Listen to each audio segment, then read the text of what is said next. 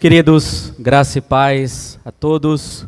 Hoje nós vamos meditar no livro de Gênesis, no capítulo 32, dos versos 22 a 32. Peço-lhes então que abram as tuas Bíblias, permaneçam com elas abertas durante a exposição das Sagradas Escrituras.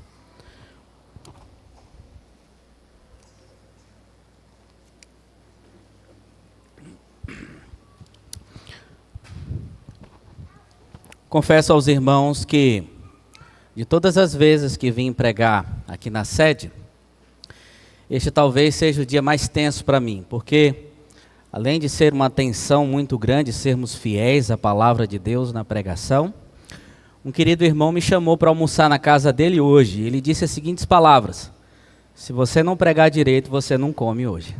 Então que Deus tenha misericórdia de mim neste momento. Gênesis 32, de 22 a 32. Acompanhe atentamente a leitura da palavra de Deus. Farei esta leitura na versão revista e atualizada. Diz assim a palavra do Senhor. Levantou-se naquela mesma noite, tomou suas 2 mulheres, suas 2 servas e seus 11 filhos e transpôs ao val de Jaboque. Tomou-os e fê-los passar o ribeiro, fez passar tudo que lhe pertencia. Ficando ele só, e lutava com ele um homem até o romper do dia. Vendo este que não podia com ele, tocou-lhe na articulação da coxa, deslocou-se a junta da coxa de Jacó na luta com o homem. Disse este: deixe-me ir, pois já rompeu o dia. Respondeu Jacó: não te deixarei ir, se não me abençoares. Perguntou-lhe, pois, como te chamas? Ele respondeu: Jacó. Então disse: já não te chamarás Jacó, e sim Israel, pois como príncipe lutaste com Deus e com os homens e prevaleceste. Tornou Jacó: dize, rogo-te, como te chamas? Respondeu ele: por que perguntas pelo meu nome? E o abençoou ali. Aquele lugar chamou Jacó Peniel, pois disse: vi a Deus face a face, e a minha vida foi salva. Nasceu-lhe o sol, quando ele atravessava Peniel, e manquejava de uma coxa. Por isso, os filhos de Israel não comem até hoje o nervo do quadril, na articulação da coxa, porque o homem tocou a articulação da coxa de Jacó no nervo do quadril. Vamos orar mais uma vez, clamar ao nosso Deus que fale ao nosso coração nesta manhã, que haja poderosamente no nosso coração, para que possamos compreender e guardar a santa palavra.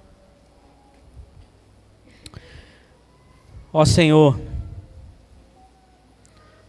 todas as vezes que o Senhor fala, as tuas palavras nunca foram neutras. Sempre algo era criado, ou vida ou morte. Hoje o Senhor fala, ó Santo e poderoso Deus, por meio da sua palavra, da tua sagrada Escritura. E nós rogamos que nesta manhã o Senhor venha a cumprir os propósitos dela no nosso coração, na nossa vida, nos transformando, nos regenerando, nos edificando, para que vivamos para a glória do Senhor. Ó Deus, visita-nos mais uma vez com a tua compaixão, e que o teu Santo Espírito possa conduzir todas as coisas neste momento, porque toda eficácia da aplicação fiel da tua palavra repousa unicamente sobre ele. Ajuda-nos, ó Deus, faz-nos compreender sobre o teu evangelho, sobre os teus propósitos, sobre a tua graça, sobre a tua misericórdia sobre nós. Ensina-nos mais uma vez como o Senhor foi misericordioso com cada um que está aqui e com muitos que virão, quando foi ao encontro de cada um e transformou a vida e mudou a história. Ajuda-nos, ó Deus, ensina-nos. Em nome de Cristo nós rogamos e confiamos, hoje e sempre. Amém.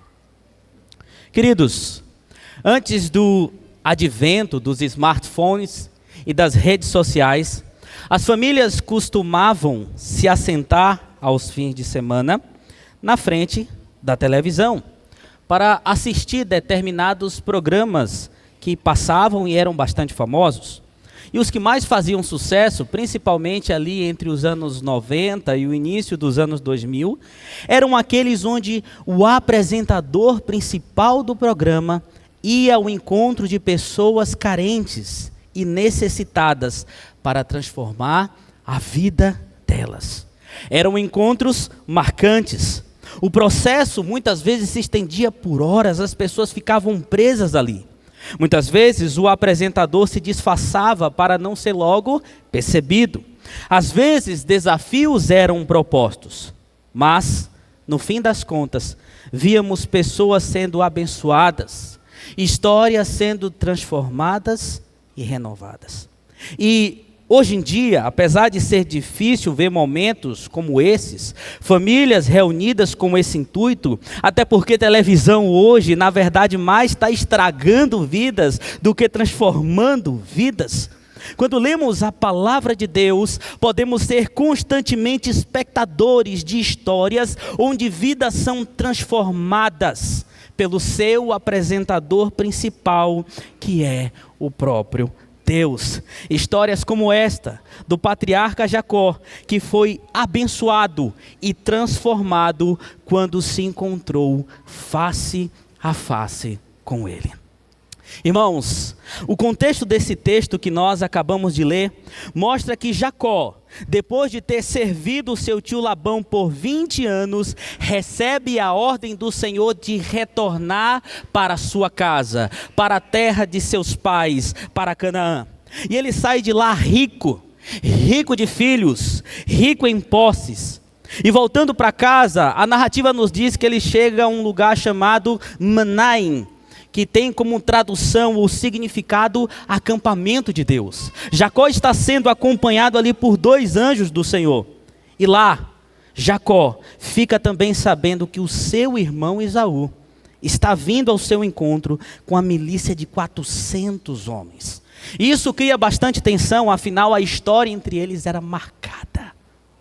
Era triste, era complicada.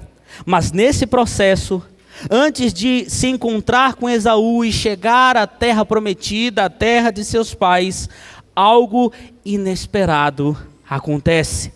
Na calada da noite, Jacó tem um encontro com Deus, onde ele é abençoado e tem a sua história transformada e renovada a partir daquele momento.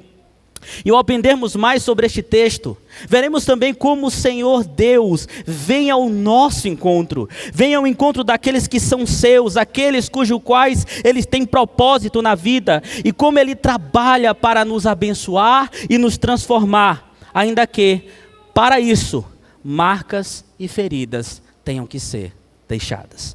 Sendo assim, irmãos, vamos meditar hoje no seguinte tema: o encontro transformador de Deus com o homem. O encontro transformador de Deus com o homem. E veremos que quando Deus vem ao encontro de homens e mulheres que Ele ama, que Ele tem propósitos, existirá ali uma vida abençoada e também uma história renovada. Existirá ali uma vida abençoada e uma história renovada. A narrativa nos mostra que antes do encontro decisivo com Esaú, por precaução, Jacó decide na calada da noite atravessar a sua família pelo val de Jaboque. Jacó não sabia qual seria a reação de Esaú, que o havia jurado de morte. Afinal, Jacó havia roubado a bênção de primogenitura do seu irmão. Então Jacó manda por precaução um rebanho como oferta para tentar apaziguar a ira de Esaú. Depois disso, ele divide o que sobrou, como também aqueles que faziam parte do seu povo, do seu clã, em 2 grupos. Em um dos grupos, ele toma suas mulheres, Lia e Raquel, e a serva de suas mulheres, Bila e Zilpa, como também seus filhos que foram gerados por essas mulheres. O texto fala que eram 11 meninos, mas havia também uma menina chamada Diná. Isso porque Moisés, o escritor, provavelmente está se concentrando nos ancestrais que darão seus nomes para 11 dos clãs das tribos aos quais os ouvintes pertenciam. E diz também que ele os atravessou pelo Val de Jaboque. O Val de Jaboque era uma espécie de riacho que nascia em Gileade e desaguava no rio Jordão. E haviam lugares ali onde era mais fácil de atravessar. E Jacó, ele atravessa a sua família e tudo que tinha. Depois de atravessá-los, o texto diz que Jacó ficou só. Não era de se surpreender. O desejo de Jacó em passar a última noite sozinho, a fim de se preparar para o dia de acerto de contas. Um momento de trevas, um momento de complicações, um momento de incertezas. E do nada, literalmente do nada, o texto diz que um homem lutava com ele. Apareceu um homem e começou a lutar com Jacó. E o texto hebraico indica que foi este homem que se propôs a lutar com ele. Quem era este homem? Quem era ele? Será que esse homem era um lutador de MMA? Que ficou ocioso no meio da noite e decidiu sair para treinar? Eu preciso dar porrada em alguém agora, não estou conseguindo dormir. E saiu vagando por aí no meio da noite. E após não encontrar um oponente à altura, viu um velhinho de mais de 90 anos e pensou: este aqui serve. Ele mesmo que eu vou usar como saco de pancada? Não era esse o objetivo daquele homem. Ele não estava a fim de aperfeiçoar suas habilidades de luta, mas de aperfeiçoar a vida de Jacó com quem se propôs a lutar. Somente ele poderia fazer isso porque não era um homem qualquer. Esse não era um homem que tinha capacidade e poder apenas para vencer as forças humanas. Ele estava lá não para aumentar os problemas de Jacó, mas para livrá-lo do pior deles. O embate estava acontecendo. Provavelmente durou muito tempo, talvez a noite toda. O dia já estava nascendo. Quem pratica artes marciais aqui ou já teve algum contato, sabe que 5 minutos de combate parece uma eternidade. Você fica morto, literalmente. Mas esses homens lutaram por muito tempo. Mas quando o homem viu que o velhinho Jacó era forte, decidiu mostrar que ainda assim era muito superior a ele. Lembre-se que Jacó era muito forte. Aos 70 anos de idade, Jacó ele removeu uma grande pedra de um poço para dar de beber ao rebanho de Labão. E o texto diz que esse homem tocou a coxa de Jacó. O sentido literal do termo hebraico para tocou indica um mais leve contato, algo simples. E diz também que nesse mesmo instante em que ele toca Jacó, o nervo do quadril, a parte do nervo ciático, foi deslocada, incapacitando de forma permanente. Se você quiser saber mais sobre isso, onde fica, após o culto, procure o diácono Daniel. Ele é médico, ortopedista, ele vai te explicar melhor isso aí. Mas o que fica claro para nós é que Jacó perdeu o seu ponto de apoio. É interessante mostrar também que no verso 32 do texto, o autor diz que os hebreus tinham esse costume de não comer o nervo do quadril do animal, porque Jacó havia sido deslocado naquele mesmo ponto. Não é algo que a lei de Deus exigia, mas era algo cultural deles. E aqui o autor está mostrando por que eles faziam isso, muitos nem sabiam. Mas com isso fica claro que o adversário de Jacó se contivera o tempo todo para não o matar. Ele tinha um poder enorme, ele tinha um poder sobre-humano, era alguém especial. Mesmo quebrado, Jacó continua lutando. E o homem diz a Jacó: me deixe ir, o dia já está rompendo. Jacó insiste dizendo: não te deixarei ir, se não me abençoares. Ou melhor traduzido do texto hebraico, é certo que tenhas me abençoado. Isso mostra que Jacó percebeu que aquele homem só poderia ser alguém intimamente ligado ao próprio Deus, um representante fidedigno dele. Afinal, quem mais poderia abençoá-lo como abençoou o seu pai Abraão?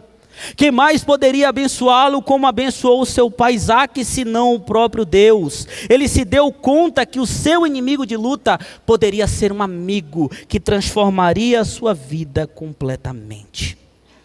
Diante da obstinação de Jacó, aquele ser divino em forma de homem pergunta a ele: qual é o teu nome? O nome Jacob ou Yaakov vem da raiz hebraica Akev, que significa calcanhar, ou aquele que segura no calcanhar. E por que isso? Porque quando estava nascendo ele e seu irmão Esaú, Jacó vem puxando o calcanhar do seu irmão. Mas com o passar do tempo, as atitudes deste homem foram dando um significado pejorativo ao seu nome. Segurar no calcanhar não era mais uma brincadeira de criança para ele, mas era sinônimo de desonestidade, de mentira, de egoísmo. Assim seu nome se tornou algo feio. Seu nome se tornou algo carregado de estigma pecaminoso, de uma história manchada por erros.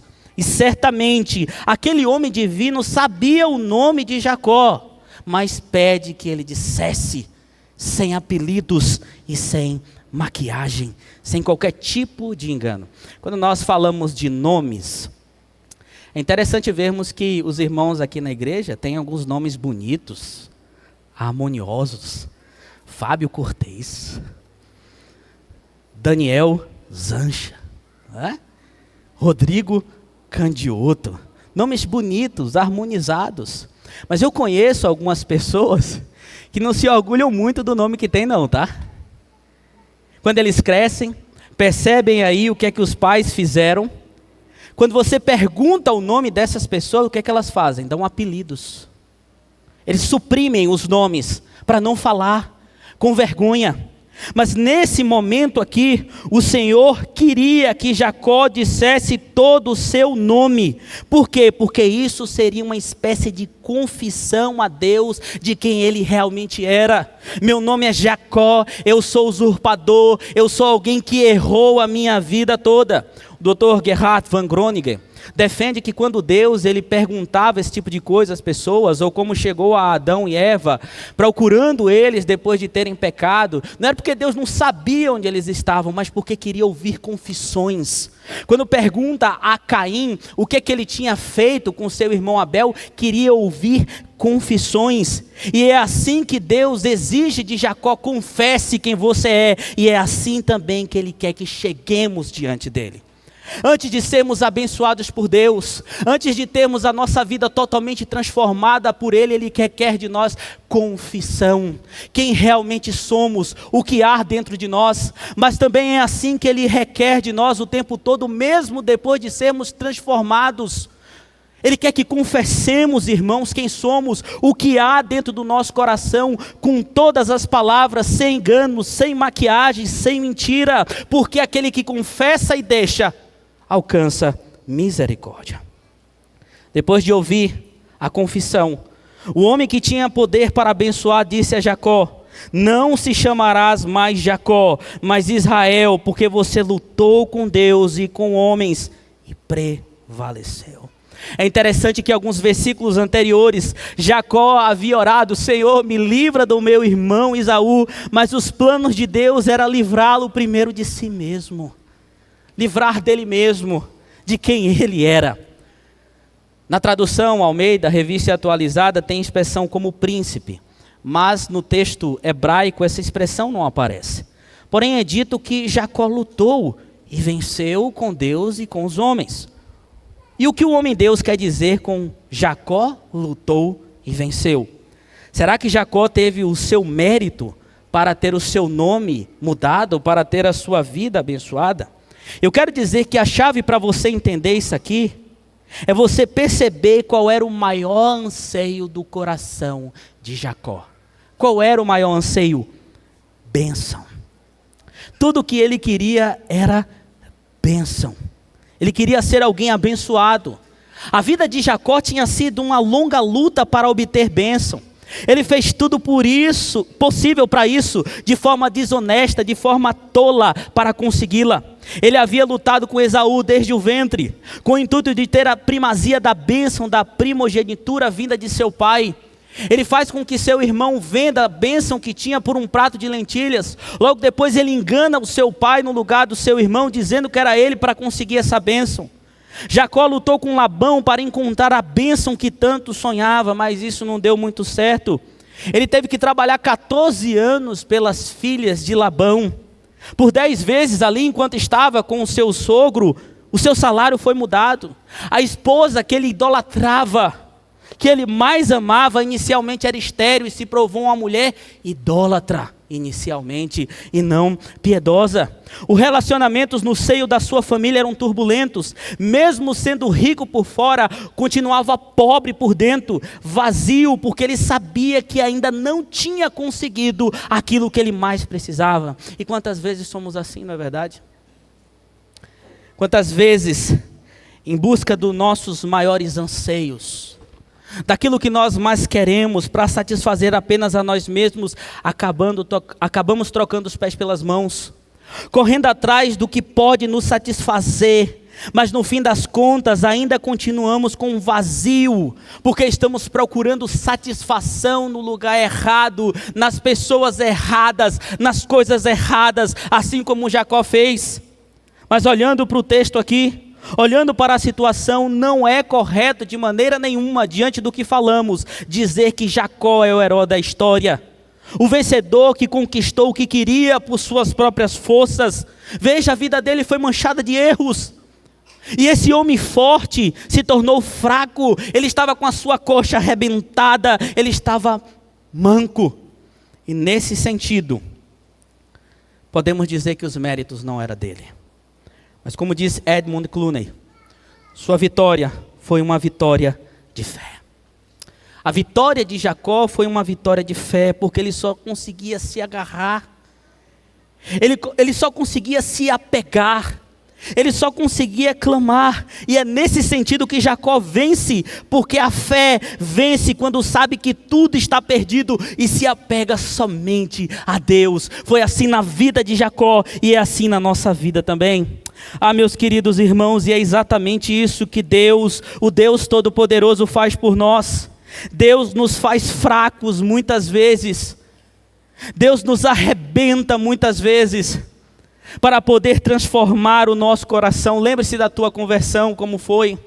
O Senhor colocou na tua mente que você não era nada, apenas um miserável pecador, alguém cuja vida não tinha mais sentido, alguém que precisava de transformação, alguém que precisava de mudança. Ele fez você descer até os lugares mais escuros da sua alma, para você entender a necessidade que você tinha dele. Ele quebrou o seu ser. Mas é assim também que Ele faz quando nós também somos já convertidos, quando Ele já nos tirou das trevas para a tua luz. Muitas vezes Ele trabalha nos quebrando em áreas específicas da nossa vida. Quantas vezes Ele permite decepções com os ídolos que nós levantamos, decepções com aquilo que achamos que pode nos trazer a verdadeira felicidade para a nossa vida, decepções com pessoas. Quantas vezes Ele permite que você sofra perdas dolorosas, que te destrói por dentro. Às vezes um ente querido que foi perdido, um pai, uma mãe, um filho, alguém que você amava. Quantas vezes Ele permite isso? Mas saiba que o intuito não é só te ferir, saiba que o intuito não é só te deixar manco, mas o intuito é trabalhar no seu coração para que você o veja e seja transformado com Ele. E é então que você sozinho, nas noites escuras da alma, tem um encontro especial com Ele, na palavra, numa vida de oração, e se agarra a Ele, clama, não apenas para que Ele te dê força para suportar, mas que vença por você com um braço forte tudo que está à tua frente, fazendo tudo para a glória do nome dEle, seja pelo sim ou seja pelo não. E é neste momento que a gente entende como Deus age e falamos aquilo que está em Oséias capítulo 6. Vinde, louvemos ao Senhor, porque Ele nos despedaçou, mas nos sarará, fez a ferida e ligará, nos revigorará e viveremos diante dEle. É assim que o Senhor trabalha na vida do seu povo. O nome Jacó é mudado para Israel. Provavelmente, esse nome significa, pelo contexto, Deus luta com você ou por você. Não há um significado exato, mas é assim que se entende. Ele foi transformado, não seria mais igual. Foi renovado pelo Senhor a partir deste momento. Só que é interessante que no Antigo Testamento, mudar nomes era sinônimo de ratificar promessas da aliança. Abraão teve seu nome mudado para Abraão, porque se tornaria pai de numerosas nações. Aquele homem que revelava a face de Deus, que estava lutando com Jacó, tinha poder e autoridade para isso. Jacó percebeu o que estava acontecendo e foi esperto. Perguntou: qual é o teu nome? No Antigo Testamento, quando as pessoas entendiam que estavam se encontrando com Deus, logo perguntavam o nome: eu quero saber o teu nome. E o homem responde: por que perguntas o meu nome? Para Jacó, ficou difícil saber com essa pequena pista aí. Mas para nós hoje está mais fácil. Este homem Deus, que tinha aspectos de anjo, como está descrito em Oséias, capítulo 12, o anjo, que era Deus, aparece centenas de anos depois em Juízes capítulo 13, para anunciar o nascimento de Sansão. E quando Manoá, pai de Sansão, pergunta qual é o seu nome, ele fala a mesma coisa.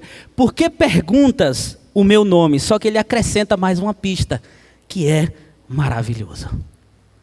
Quando nós vamos para o livro do profeta Isaías, temos uma profecia, cuja o sentido pleno, lá no capítulo 9, apontava para a vinda deste homem Deus, que não viria mais por aparições teofânicas simplesmente. O que é uma teofania? É uma aparição visível de Deus. Deus se fazia por um momento imagem de homem, mas ele viria como 100% homem e 100% Deus encarnado. Ele se chamaria Maravilhoso, Conselheiro, Deus Forte, Pai da Eternidade, Príncipe da Paz. E quando nós chegamos ao Evangelho, está claro quem ele era: Jesus Cristo, nosso Senhor e Salvador, o Deus da aliança, o Deus que ratifica promessas. Ele podia mudar o nome de Jacó porque ele também tinha poder para isso, ele tinha propósitos para isso.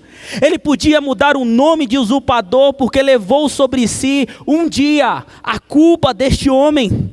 Mas também ele poderia mudar a história dos seus descendentes, porque ele levou o pecado dos descendentes de Jacó sobre si. Veja, irmãos, em um determinado momento Jesus foi considerado como um verme, como se não fosse homem, quando rastejou pelo chão, pela cidade de Jerusalém, suando sangue, sendo cuspido, pisoteado pelos homens. E sabe por que ele fez isso? Para carregar os pecados dos vermezinhos de Jacó, cujos alguns deles estão aqui presentes nesta manhã. Pelo seu sacrifício, Jesus pode mudar nomes e histórias. E é por isso que quem se encontra com ele tem agora uma vida totalmente abençoada. Quem ele veio ao encontro tem uma vida transformada, uma vida regenerada. E não há outro caminho para que isso aconteça. Ninguém pode ter uma vida transformada de fato a não ser por Cristo Jesus, por meio daquilo que vem dele. Você pode dizer: pastor, eu sei disso, eu prego isso, mas você tem vivido isso? Aonde você está procurando a bênção para a tua vida? O sentido da felicidade da tua vida, aquilo que dá de fato sentido à sua história. Se você procura em qualquer outra coisa, saiba, você nunca vai achar. Bênção, felicidade, suprimento total, só tem aquele que é transformado e vive por Cristo e para a glória dele. Mas o texto nos ensina um pouco mais. Quando Deus ele vem de encontro ao homem para transformá-lo, ele abençoa a vida, ele abençoa vidas, mas ele também renova histórias, ele transforma histórias. O verso de número 30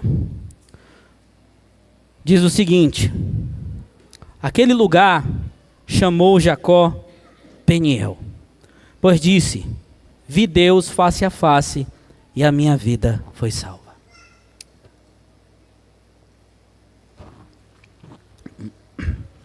A palavra Peniel significa literalmente face de Deus.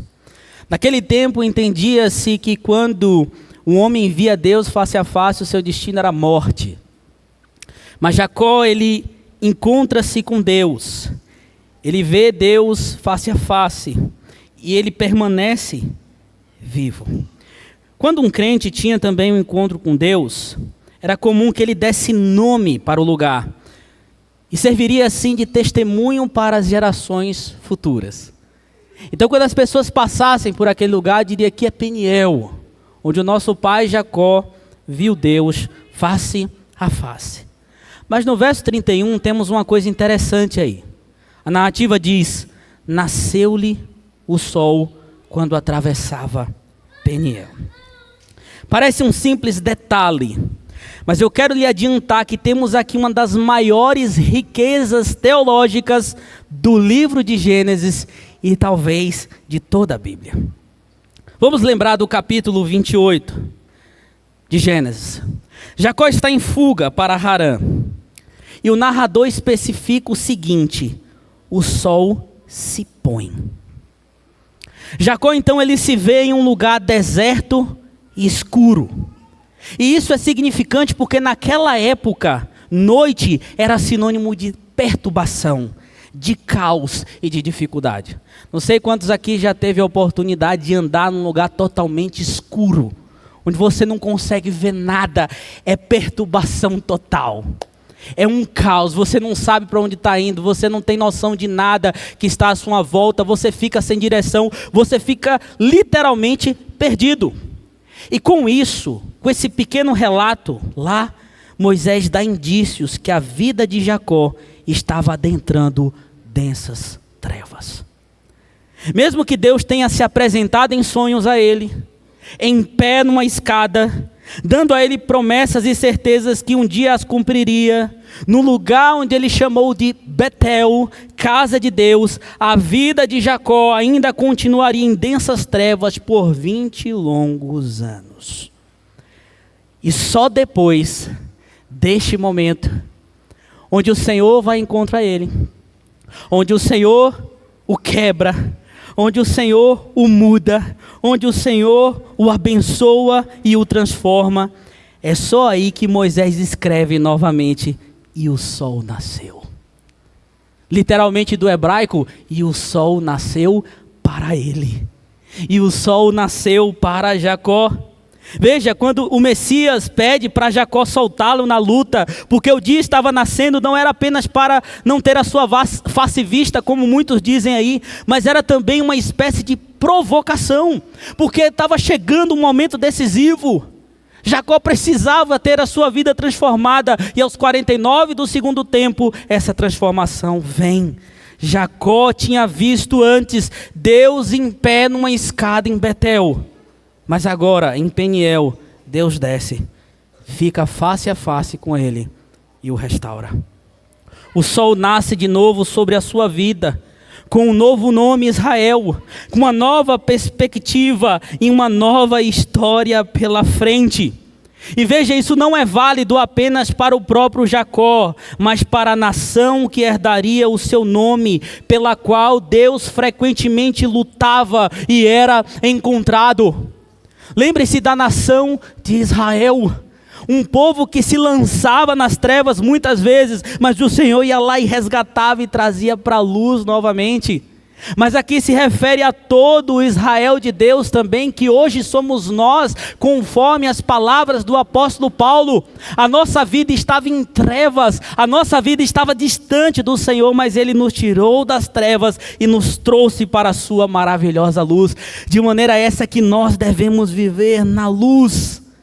E assim, queridos, a nossa vida é transformada, a nossa história é transformada, sabendo que ainda que sejamos infiéis no querer a escuridão, Ele é fiel e sempre nos traz para o caminho da luz novamente. Ele transforma, Ele renova a nossa história sempre.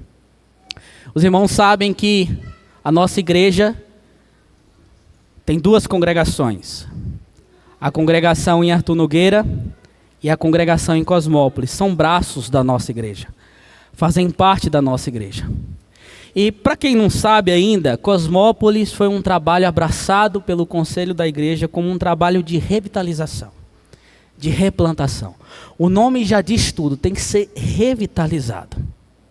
E nesse processo de revitalização, vimos muitas lutas, muitas batalhas, pastoreando a igreja, muitas dificuldades, muitas vidas precisando ser tratadas, muitas situações acontecendo, pessoas que vieram com dificuldades, foram muitas pessoas, nós tratamos, nós cuidamos e de repente quando o problema foi resolvido, elas não quiseram ficar.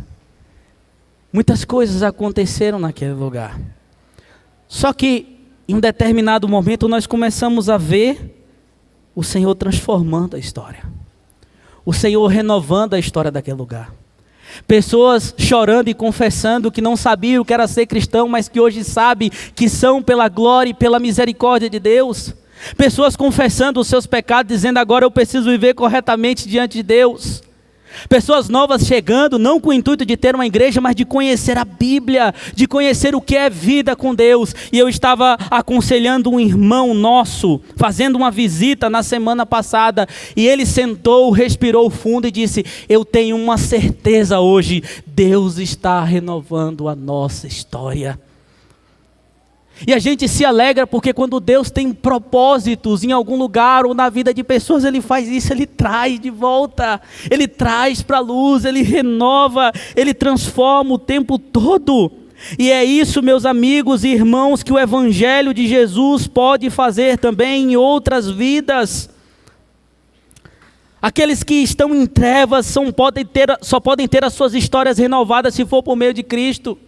Talvez você está aqui, nesta manhã, pensando que você tem um filho, que você tem um marido, que você tem uma esposa, que você tem pais que estão em trevas, estão longe de Cristo, mas saiba que Cristo Jesus, tendo plano na vida dessas pessoas, pode mudá-las, pode trazer das trevas para a luz, pode dar uma história renovada o tempo todo. Mas talvez você entrou aqui também com o seu coração na escuridão, manchado por pecados que você sabe, mas que ninguém vê. Talvez você está distante de Deus, vindo à igreja sorrindo, mas de fato está desviado da presença de Deus. Mas saiba que ainda que o teu coração esteja em escuridão, o Senhor Jesus pode por misericórdia trazê-lo de volta novamente, trazê-lo para viver na luz, trazê-lo para andar na luz, trazê-lo para amar a sua luz.